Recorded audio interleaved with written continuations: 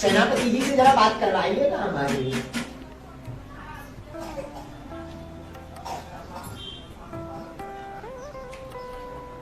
हाँ, प्रणाम करता हूँ श्री चरणों में। दास का सीताराम।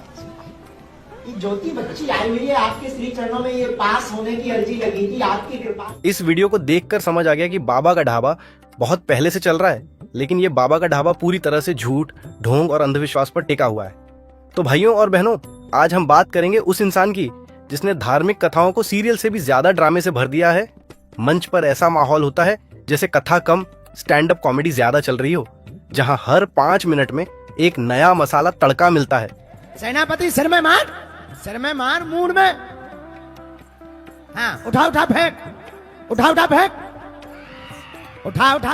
और ये शख्स खुद को भगवान का माध्यम कहता है, लेकिन उसके चमत्कार देखने के बाद ऐसा लगता है जैसे किसी सड़क छाप जादूगर की ट्रिक से कम नहीं लगता। नाम है बागेश्वर वाले बाबा जी उर्फ धीरेन्द्र कृष्ण शास्त्री।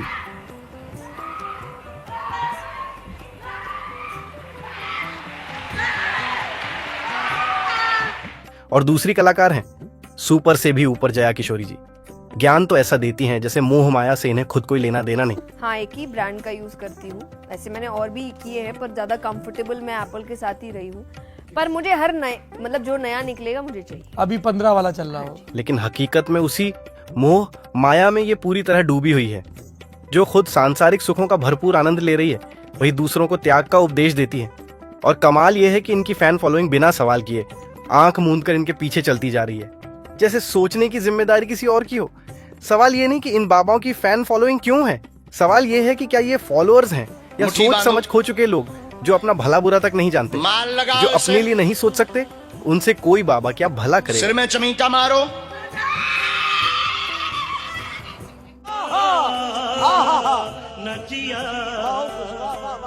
बालाजी की कृपा कहकर जो कागज पर पर्चे निकाले जाते हैं, वो अब सिर्फ आस्था नहीं, एक मार्केटिंग स्कीम बन गई है।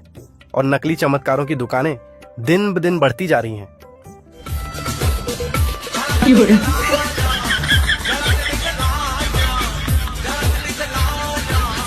आजकल जब तक पब्लिक को मसाला ना मिले, तब तक पब्लिक किसी बाबा को फॉलो करने में मजा नहीं आता। और यही फॉर्मूला अपनाया है बागेश्वर जैसा बाबाओं ने। इनका मंच कोई पूजा का स्थान नहीं, एक तमाशा बन चुका है, जहां दिखते हैं भूतों के एक्ट, भक्तों की अजीब हरकतें और भीड़ को भड़काने वाले बोल। इन बाबाओं को अच्छी तरह मालूम है, भीड़ चाहिए तो ड्रामा करना पड़ेगा। चाहे कोई कितना भी चिल्ला ले कि अंधविश्वास फैलाया जा रहा है, सुनने वाला कोई नहीं, क्योंकि शोर करने वाली भीड़ सच से ज्यादा तमाशा पसंद करती है। लेकिन ध्यान रहे, हमारा निशाना न धर्म है, न भगवान और न एक विशिष्ट धर्म। हमारा सवाल उस ढोंग से है जो धर्म और भगवान के नाम पर बिक रहा है और लोग आंख बंद करके उसे खरीद भी रहे हैं। अगर आपको कड़वी सच्चाई सुनने की हिम्मत है, तीखा ह्यूमर पसंद है, और अगर आप इस तमाशे के पीछे की सच्चाई जानना चाहते हैं, तो ये वीडियो आपके लिए है। और दोस्तों, इस पूरे ड्रामे की असली कहानी जानने के लिए जुड़े रहिए ऑफिशियल चैनल एजी एम्पायर के साथ। सनातन धर्म दुनिया का सबसे उदार और विशाल सोच वाला धर्म। यहाँ आस्था का मतलब है स्वतंत्रता, जहाँ हर इंसान को अपनी मान्यता चुनने की आजादी है। ना कोई जबरदस्ती, ना कोई डर। ना ये कहता है कि रोज पूजा करो और मंदिर जाना ही है, ना ये कि एक ही भगवान को मानो। पेड़, पत्थर, जल, वायु, हर तत्व में ईश्वर का वास माना जाता है। यही तो सुंदरता है हमारे धर्म की, जो बांधता नहीं, आजाद करता है। जितनी आजादी हिंदू धर्म में है, उतनी किसी और मजहब में नहीं। हमारी संस्कृति तो बस प्यार सिखाती है, करुणा सिखाती है, और उसी प्यार को फैलाने की बात करती है। सत्य, तपस्या, सोच, तितिक्षा, पवित्रता, जगत मंगल, नाम जप निरंतर, भगवत चिंतन, सब में भगवत भावना। क्या है सनातन का एक लक्षण हमारे अंदर आ जाए तो पूरा सनातन। ये कभी भी किसी एक मत, पद्धति या विचारधारा को जबरदस्ती दूसरों पर थोपने की बात नहीं करती। लेकिन यहीं पर कुछ धूर्त, पाखंडी और धार्मिक दलाल अपना खेल शुरू कर देते हैं। धर्म की इस खुली सोच का फायदा उठाकर ये लोग अपना बाबा वाला स्टार्टअप चालू कर देते हैं। बाहर से सेवा भाव और खुद को धर्म का सबसे बड़ा रक्षक, लेकिन अंदर से सिर्फ सेल्फ ब्रांडिंग और चंदा कलेक्शन। अब यही देख लो बागेश्वर वाले बाबा को। बागेश्वर वाले बाबा अब सिर्फ कथा नहीं करते, अब तो ये पूरा रियलिटी शो चल रहा है। लाइव ऑडिशन होता है, लोग लाइन में खड़े रहते हैं, उम्मीद लेकर आते हैं, और बदले में क्या मिलता है? एक पर्ची, एक नाम, कुछ आंसू और ढेर सारा इमोशनल ड्रामा। पर सच्चाई ये है कि भगवान का नाम लेकर यहाँ जो चल रहा है वो सिर्फ एक पॉलिटिकल धार्मिक ब्रांडिंग का गेम है, और ऐसे पाखंडी बहुत है। बिजली का बिल कम है। समीरा आजम कराची से। अगर आप चाहते हैं कि आप के घर का बिजली का बिल कम से कम आए, तो एक वजीफा है, आपने शहादत की अंगुली से मीटर पे जाके लिख लेना है जम जम। क्या बात है सर, क्या बात है सर, क्या बात है ये बात। खैर, हमारा धर्म जहां इंसानियत सिखाता है, वहीं ये लोग डर, ड्रामा और दिखावा बेचते हैं।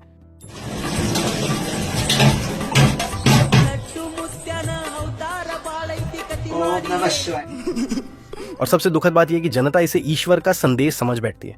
दरअसल यहीं से शुरू होता है अंधविश्वास का खेल, जहां स्क्रिप्ट को चमत्कार बना दिया जाता है। और हम दोनों बगल में बैठे ऐसा चित्र लिए। बाबा के पास कोई अलौकिक शक्ति नहीं होती, ये सब एक सेटअप होता है। पहले से भरवाए गए फॉर्म्स और फिर मंच पर माइंड रीडिंग जैसा अभिनय, कोल्ड रीडिंग का ऐसा नाटक रचा जाता है। इसके साथ साथ ट्रिक्स जादूगरों जैसी होती हैं, यानी पूरी तरह से ट्रेन्ड इल्यूजन।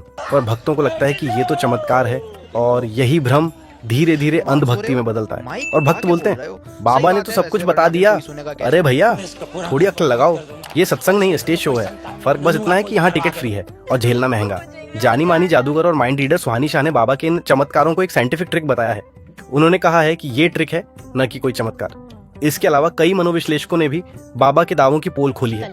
उन्होंने बताया है कि बाबा के ये चमत्कार वास्तव में न्यूरो लिंग्विस्टिक प्रोग्रामिंग, NLP और माइंड रीडिंग की तकनीकों पर आधारित है। बाबा के चमत्कारों को लेकर नागपुर की अंधश्रद्धा निर्मूलन समिति ने बाबा धीरेन्द्र कृष्ण शास्त्री पर जादू टोना कर अंधविश्वास को बढ़ाने का आरोप लगाया है। समिति ने बाबा को नाम, आयु, मोबाइल नंबर और दूसरे रूम में रखी 10 वस्तुओं का नाम बताने पर 30 लाख रुपए देने की चुनौती दी थी, लेकिन बाबा ने चुनौती स्वीकार नहीं की और कथा को 2 दिन पहले ही खत्म कर दी।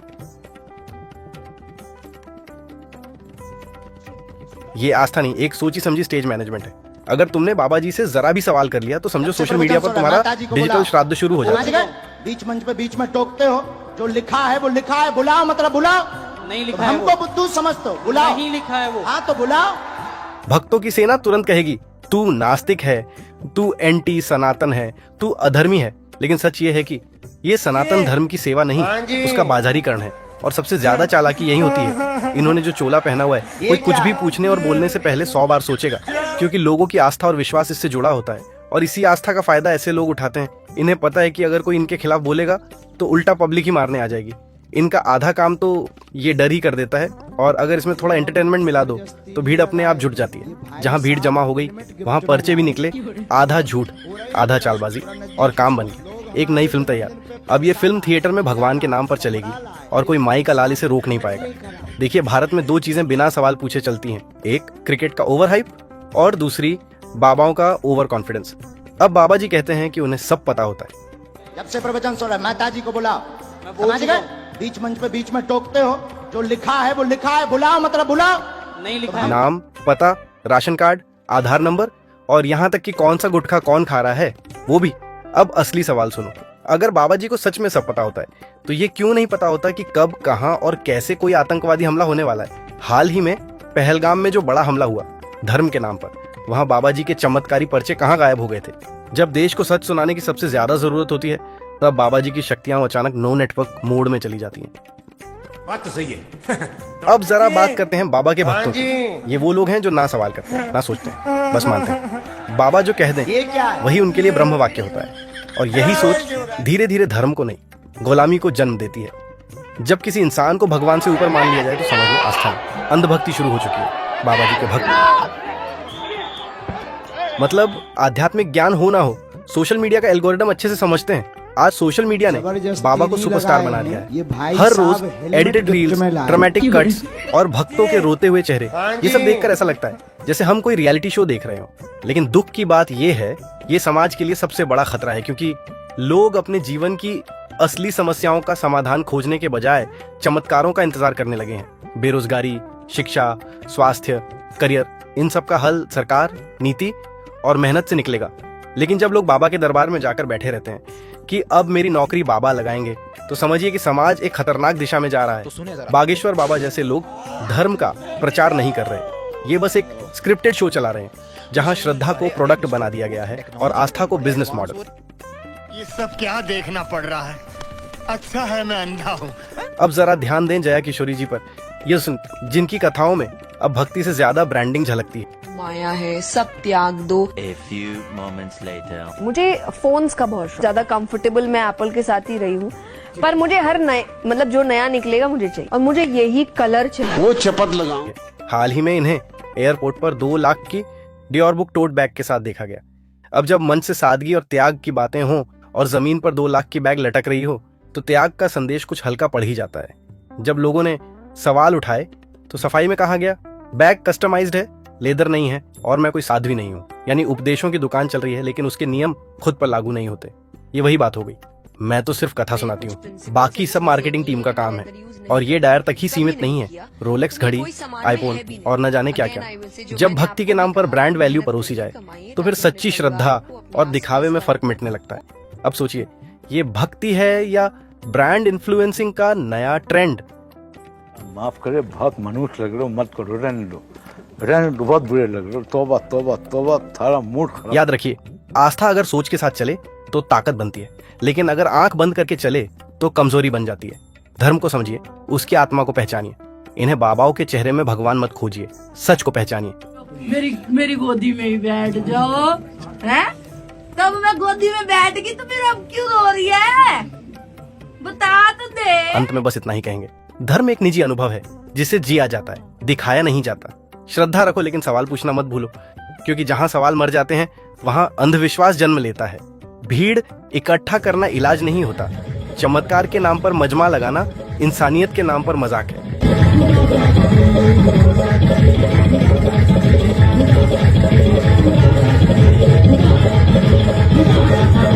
असली धर्म है सच बोलना, सही के साथ खड़ा रहना, किसी का बुरा न करना और जरूरतमंद की मदद करना। और ऐसा भी बिल्कुल नहीं है कि मंदिर जाना ही बंद कर दे, क्योंकि मंदिर सिर्फ इमारत नहीं और ना ही दिखावे की जगह है। वो एक ऊर्जा का केंद्र है जहां आत्मा सुकून पाती है। मंदिर जाओ, वहां सच्चे मन से सिर झुकाओ, न कि कैमरे के सामने एंगल सेट करो, क्योंकि भगवान को तुम्हारी फोटो नहीं चाहिए, उन्हें तुम्हारे इरादे और कर्म दिखते हैं। जो गुरु, जो बाबा तुम्हें सोचने से रोके, वो तुम्हारा भला नहीं, अपना मतलब साध रहा है। सोचो, अगर वो सच में भगवान के आदमी होते तो लोगों को गुमराह क्यों करते? इतना पैसा, दिखावा, सोने के सिंहासन, लाखों के चढ़ावे, क्या यही धर्म है? क्या भगवान को दिखावे की जरूरत है? सच्चा धर्म हमें जोड़ता है, तोड़ता नहीं। जो धर्म के नाम पर डर फैलाए वो धर्म नहीं, धोखा है। भक्ति में आंखें बंद नहीं, दिल और दिमाग दोनों खुले होने चाहिए। भगवान को मानो, लेकिन बाबाओं की दुकानदारी से बचो। धर्म इंसानियत है, और इंसानियत में न जात होती है, न डर, न व्यापार। अब जागो, वरना ये ढोंगी बाबा तुम्हारी आस्था को अपने कारोबार में बदलते रहेंगे। जितनी ताकत भक्ति में है उतनी ही जरूरी है समझदारी, वरना आस्था अंधविश्वास बन जाती है, और अंधविश्वास से सिर्फ नुकसान होता है। तो बताओ, ये नया बाबा स्टार्टअप मॉडल आपको कैसा लगा? कमेंट करना। वीडियो पसंद आए तो लाइक, शेयर, सब्सक्राइब भी कर देना। अगली बार मिलते हैं किसी और स्पिरिचुअल यूनिकॉर्न की स्टोरी लेकर। तो भाइयों, अगर आपको भी लगता है कि ये सब ड्रामा है, नौटंकी है, तो कमेंट में लिखो हर हर महादेव।